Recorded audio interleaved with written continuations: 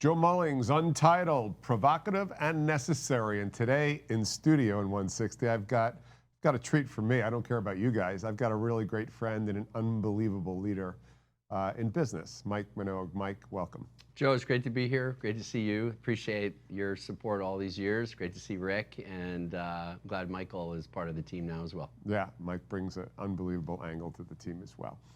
So Mike, for those that don't know you, you've got an unbelievable career as a leader, as a business person, as a, God, you've created so many dreams and saved so many lives with Abiomed. And so just run through, for those that might not know you, run through your background and how we got today here. Sure, so I've got a few phases of my life, and I think it starts with great parents that instilled a very strong sense of faith in God and patriotism to our country.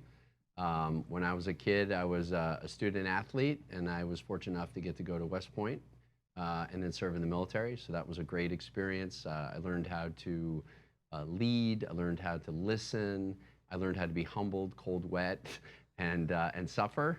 And then when I got out of the military, I went right to work for GE Medical Systems through one of Jack Welch's leadership programs, which was a very incredible opportunity to learn business and learn leadership and learn a results-driven culture.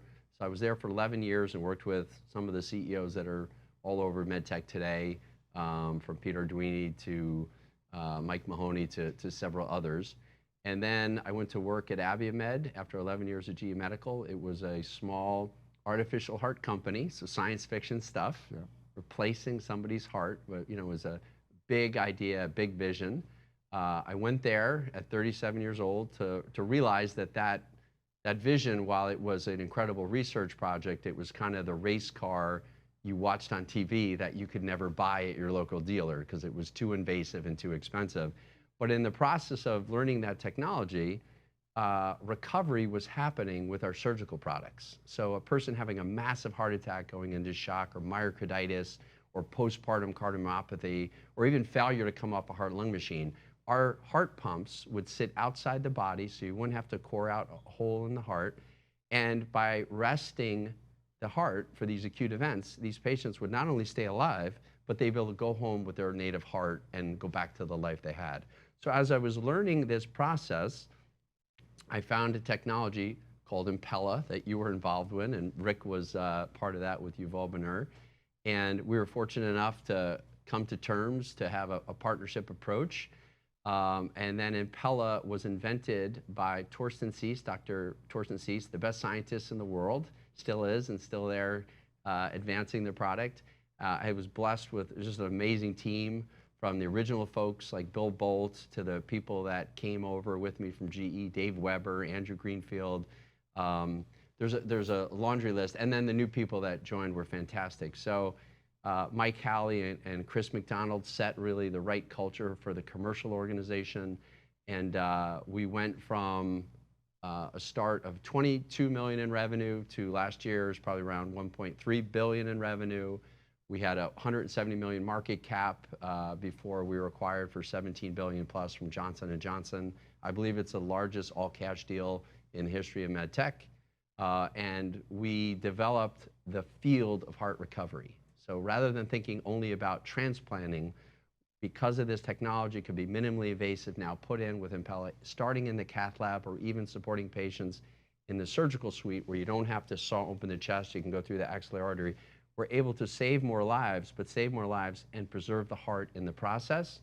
And so what I'm most proud about Abiomed is we created the field of heart recovery, and this field is enabled by our incredible innovation and, most important, the support we provide in the field 24/7, bedside, in the cloud, using AI, using tools that we can monitor patients, and being able to advance care and improve outcomes for something, cardiogenic shock and these viruses, which is the #1 killer in cardiovascular disease, has been really an awesome purpose. Very proud of the team, and I know the team that's there now is still doing incredibly successful, as was noted at Johnson & Johnson's last earnings call. Yeah, yeah, and one of the things, Mike, while you were the leader of the team, you also always, year after year, selected the right people for the right spot.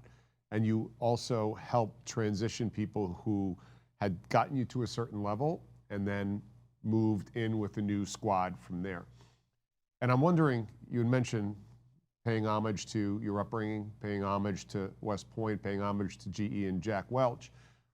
To other leaders now looking to take some hints from that, what are the things that you look on for yourself first as a leader and speak to leadership, selection of talent, discipline in the pathway?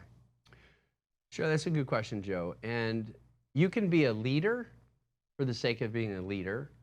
In medtech, it attracts people who want to be leaders to serve a purpose greater than themselves. And that's always an advantage. And so that's kind of, for me, and one of our family mission statements is, I want the kids to live a life of purpose, to serve something greater than themselves. And it starts with that. So you have to attract the people that buy into that they're not here to create a widget. I always used to say, we're not making a toaster oven. So by finding the people that wanted to serve a purpose, to set new records, to change the world, that gave you a person, an A player, that was going to have a much farther bandwidth and would be able to endure suffering and obstacles and stress.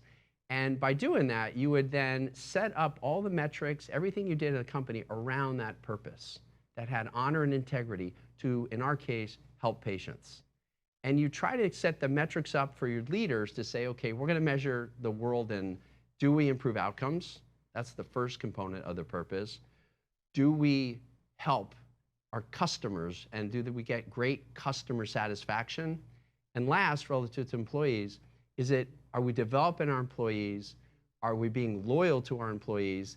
And are we advancing the whole system as a leadership organization that is able to adapt and execute in order to get there? And so that's kind of like the best practices from GE to the military to Ranger School to working with Jim Collins. Putting that all together really gave Abiomed a formula that we would be best in the world at recovering hearts and saving lives. We'd be best in the world at innovating. We'd be best in the world at growing shareholder value and achieving our goals. And most important, we would sustain a winning culture based on patience, honor, and integrity. And most important, celebrating every patient that had a great outcome. And that's what you have to do. In summary, the meritocracy of a leader is you get positive results and you have followers that serve a purpose. One of the things, and you touched on it here, is I had spent so many times inside Abiomed, inside those walls and the people.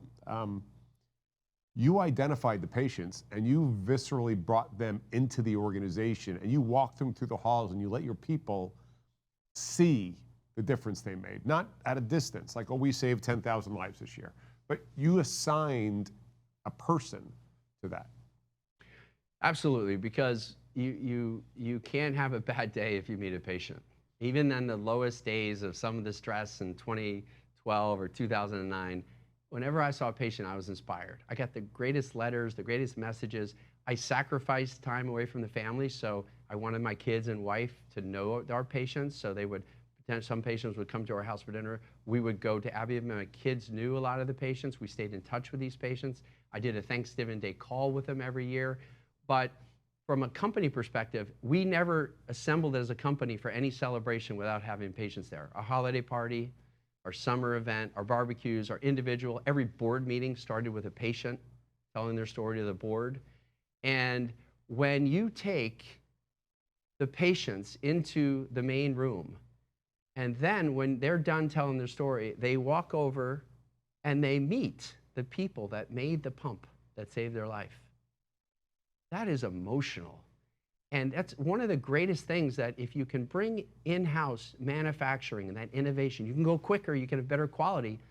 But think of what that means versus outsourcing to someone that never meets a patient. They know when they're working on those little pumps that are tiny, the size of a pencil tip, and they're following a process, that's going to be in a patient in a matter of months.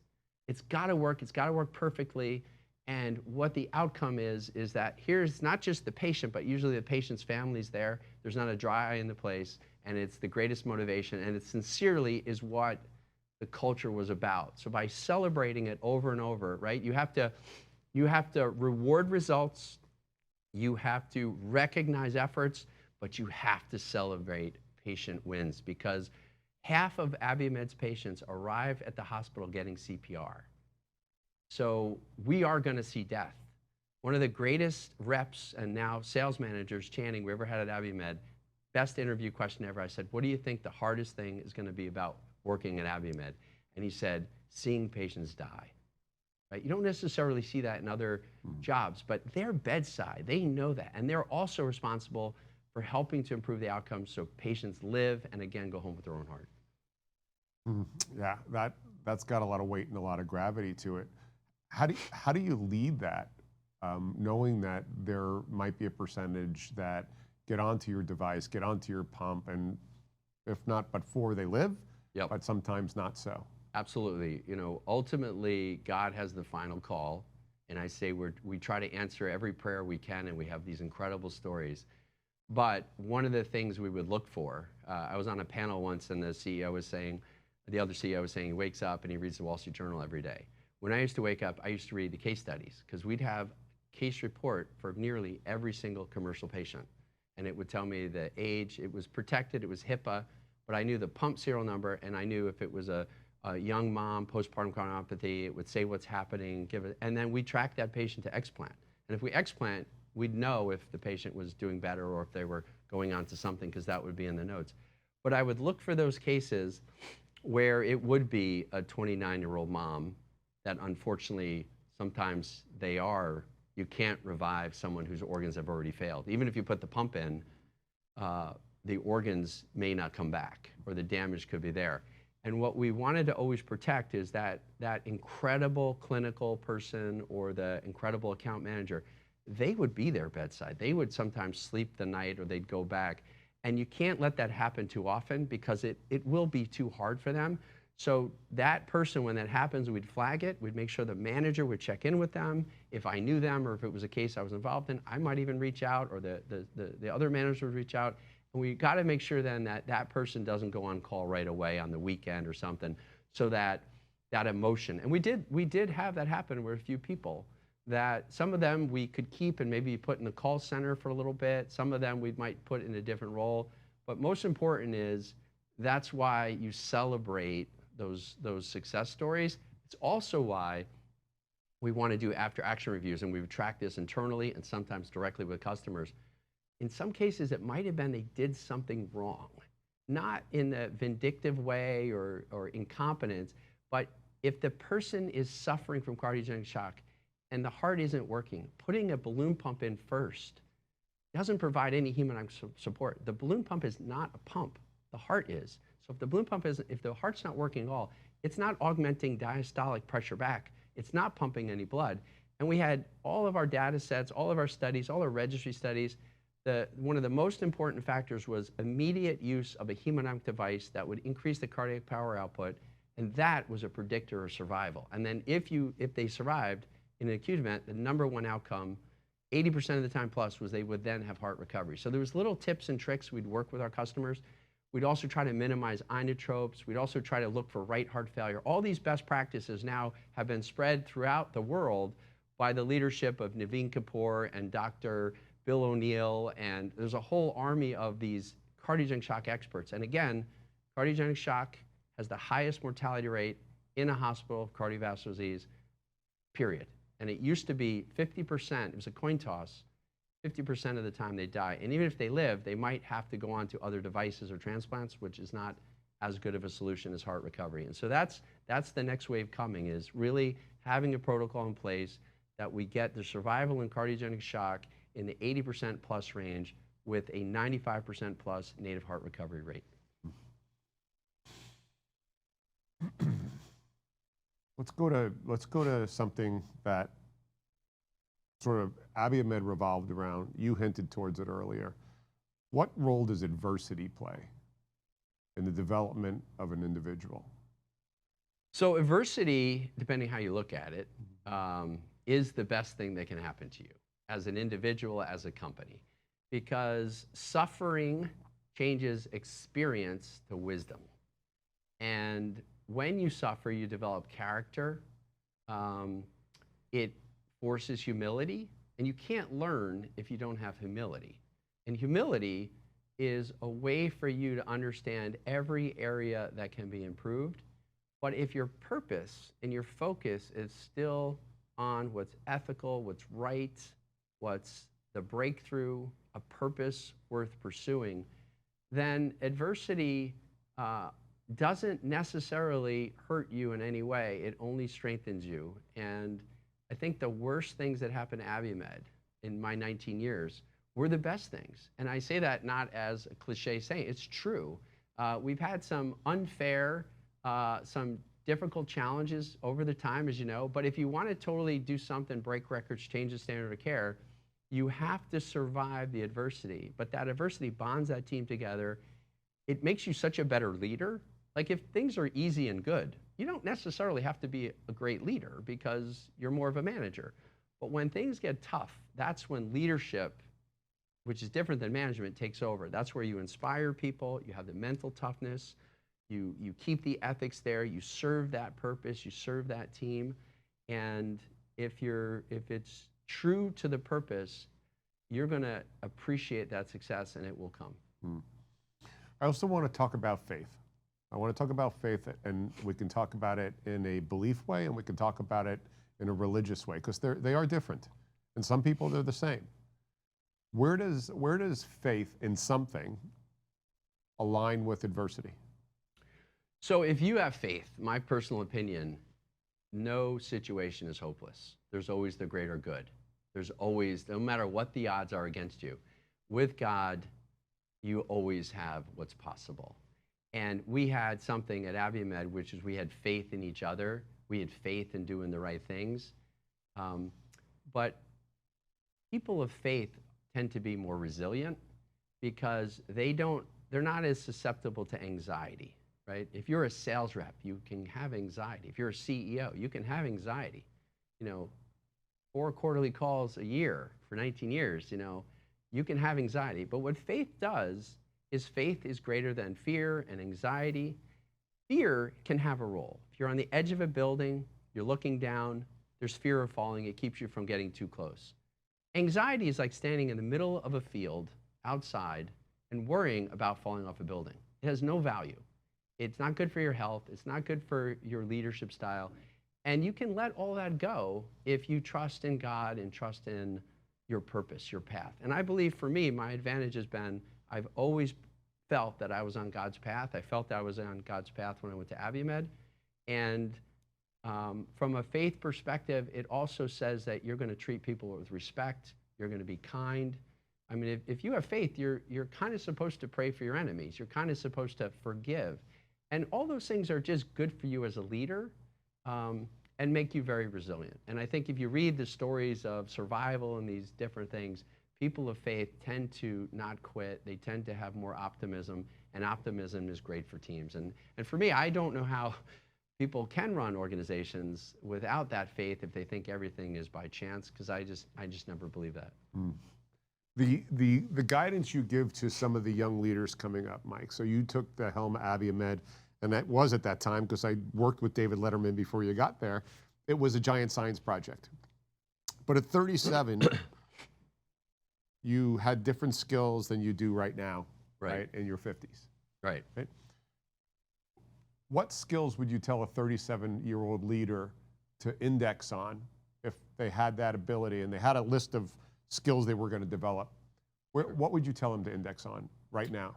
So I read a great book. I read the books Strength to Strength and Halftime after I stopped working.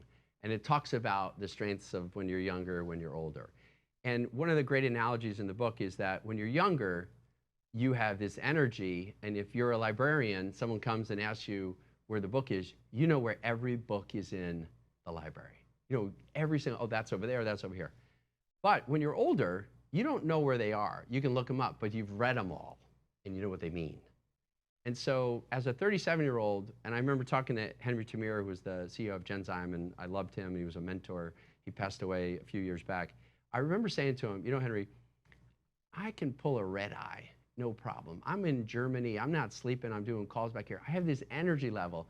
And I was saying to him, but I know it can't continue, but I gotta utilize it. Because Henry was talking to me about not necessarily doing all of that, because he said you can't sustain it. And I remember agreeing with him, but saying, but I can right now.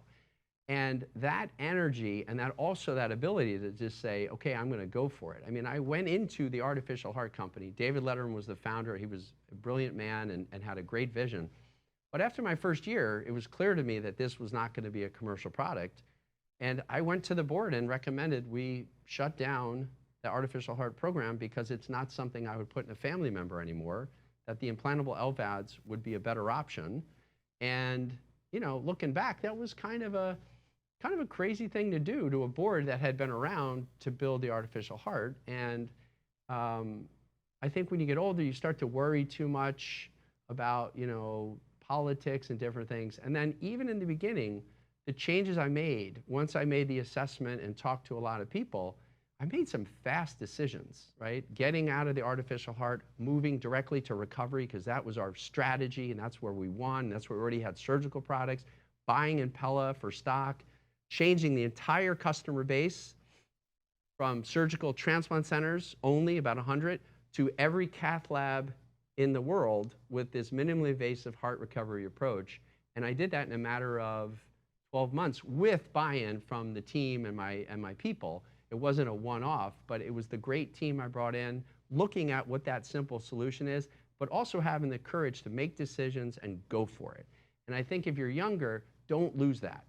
Because what happens to older executives sometimes is they tend to like not want to do those big, bold moves because they're so wise, but they are usually worried about consensus building. And so the last component of that is I was not a level 5 leader. I was a bull in the, you know, in the jewelry shop. And when I get older, I realized, okay, there's certain decisions with my wisdom. Let's say it's 70%. 70% of the decisions, my team, they have the expertise, I have the expertise, we can make decisions. We don't have to consensus build on all these things because speed's so important. Mm-hmm. That leaves 30% of what's left to really have consensus, to really pilot, to really get feedback and test things. And then you then make that decision too. You pilot it and then you go.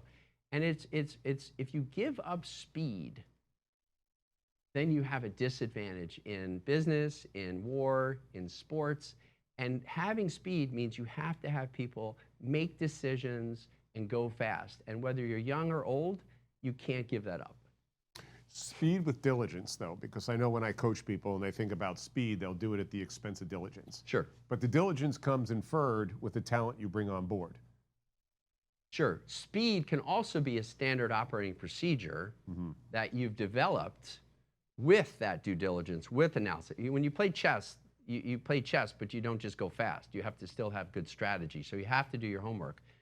But in the analogy of business, giving people the ability to just do it, make decisions. So at Abiomed, you could give yourself approval for just do it if it had 4 things. Is it moral, ethical, legal, and cybersecure? We added that at the end.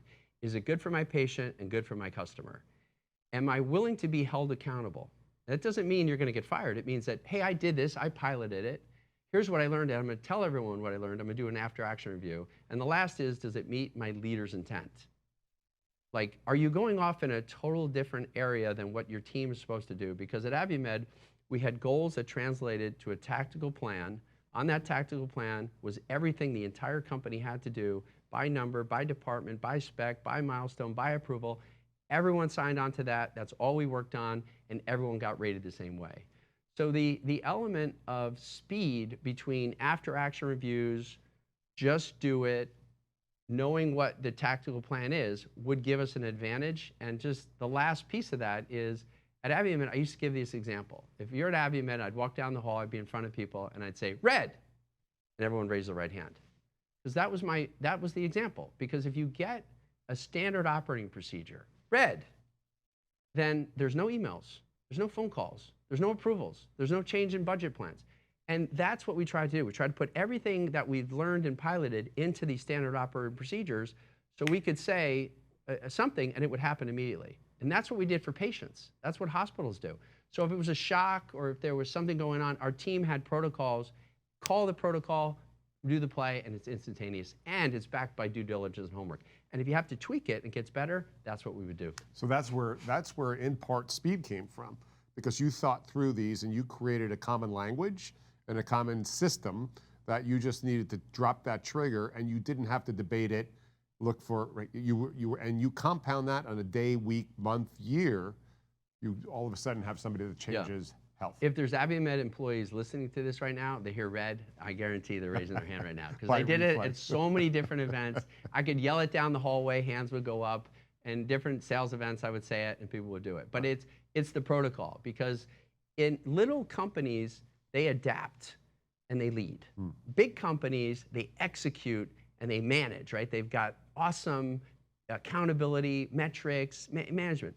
But to be both, to be a teenager in the space, you have to be able to adapt and execute and lead and manage. And that's at Abiomed we tried to protect. Like, we would adapt and we would be a learning organization. But once we put something into an SOP and we piloted the plan, then it was about speed and tracking and tweaking before we brought it back to adapt. Yeah, and that's what happens with a lot of large organizations. By design, the larger the organization, the more entropy can enter that system.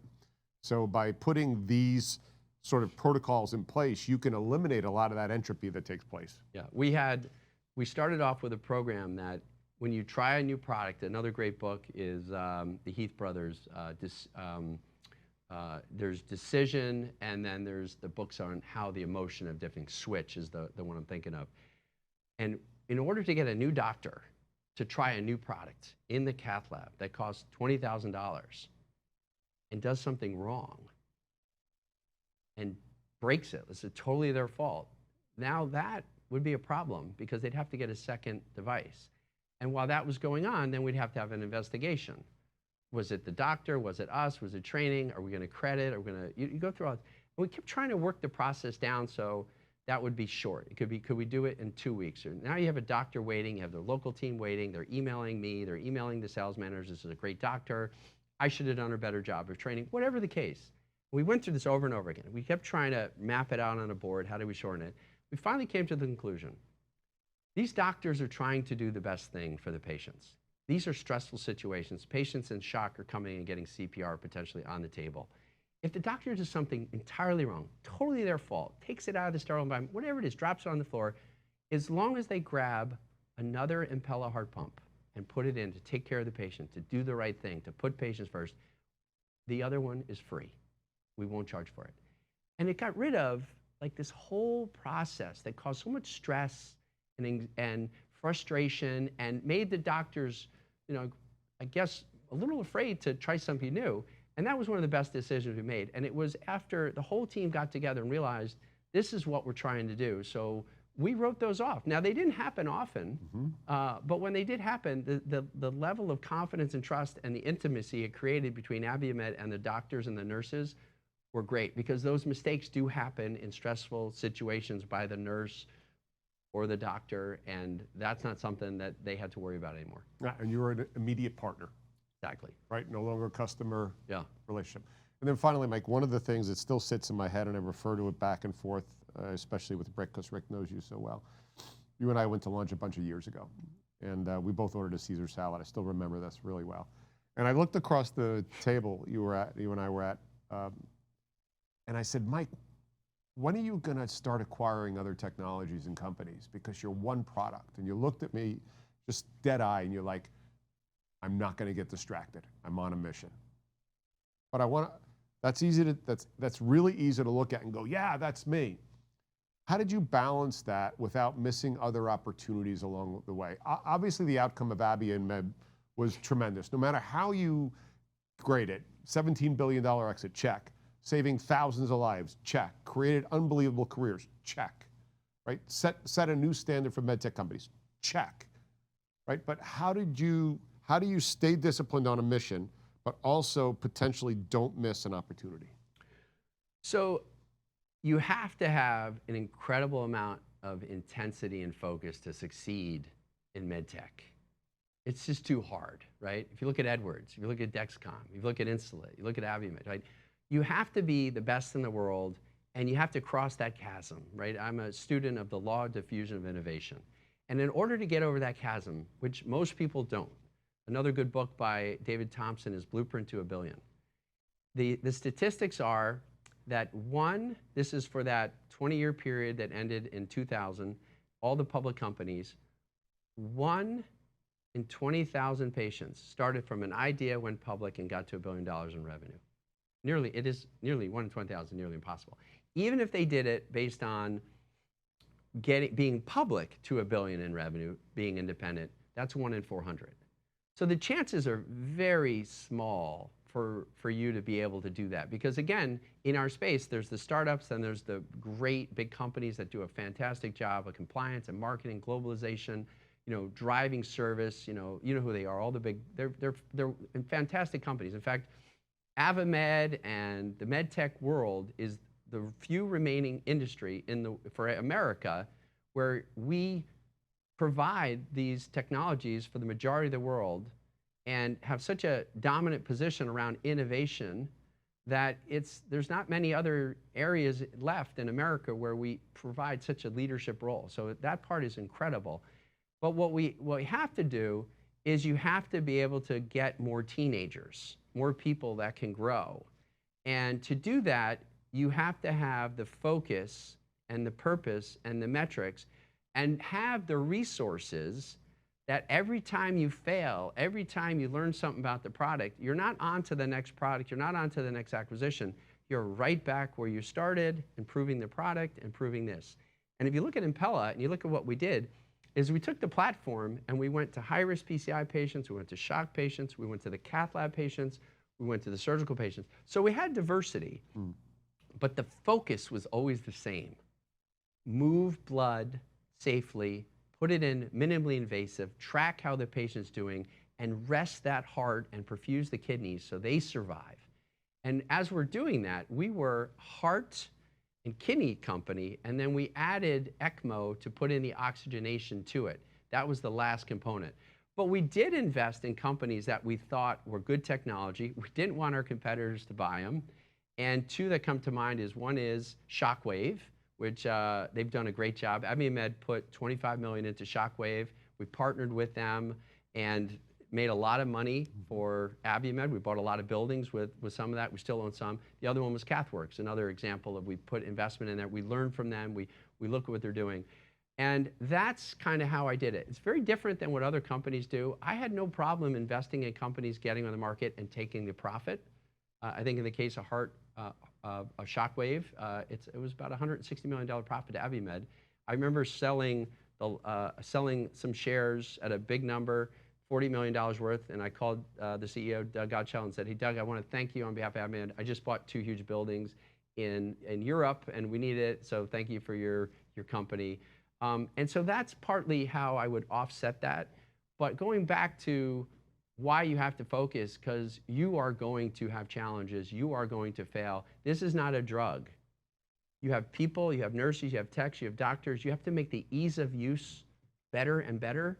You have to make sure that you can show the outcomes are better all the time, getting better, and you have to minimize the effects of biology. Dr. Eric Rose taught me biology eats engineering for lunch. So making it smaller, making it more blood compatible, making it safer, making it smarter. I mean, these are the things that if you're not 100% focused on that, it won't happen. And what happens, unfortunately, at some of these other companies or bigger companies is they launch a product and then that engineering team is lifted up and they move to the next thing, but they're missing the opportunity to do 10 new improvements that change the game on that product. And Impella would not be where it is today if we weren't constantly getting feedback from our techs, our doctors, and our own employees in the field saying, this is how you improve it.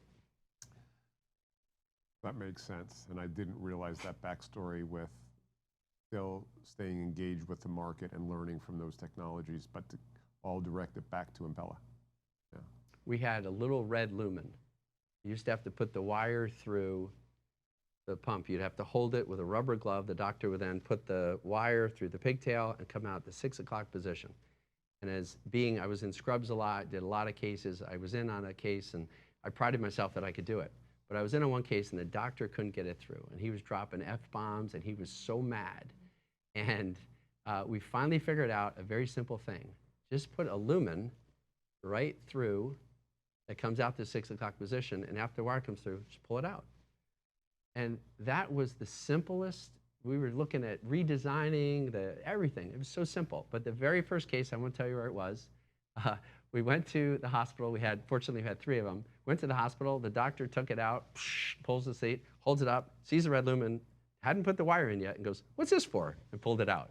And so then we realized that we have to actually mark the red lumen, but that was one of the examples. But those little things, those little clever updates that don't necessarily have to redo the product were game changers for us, including the IQ database and being able to actually calculate cardiac power output, knowing that the pressure in the heart and the volume of the blood, the pressure volume loops, we could determine if we had a sensor on there and we could get pressure, and then we could start looking at our motor current and we could calculate the volume of blood. So now we had a calculation of what the pump was actually producing, which was never done before by using what we already had in the technology.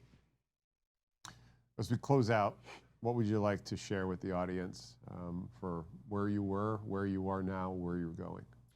Well, I guess my number one feeling is gratitude. I just have such gratitude that I was able to work at Abiomed. They're the greatest people. It is bittersweet when these things happen.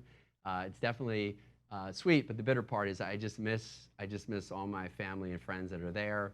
I'm a believer in when you pass the baton. Andrew Greenfield's doing an awesome job as the president, and he runs the show, and he's trained to do it.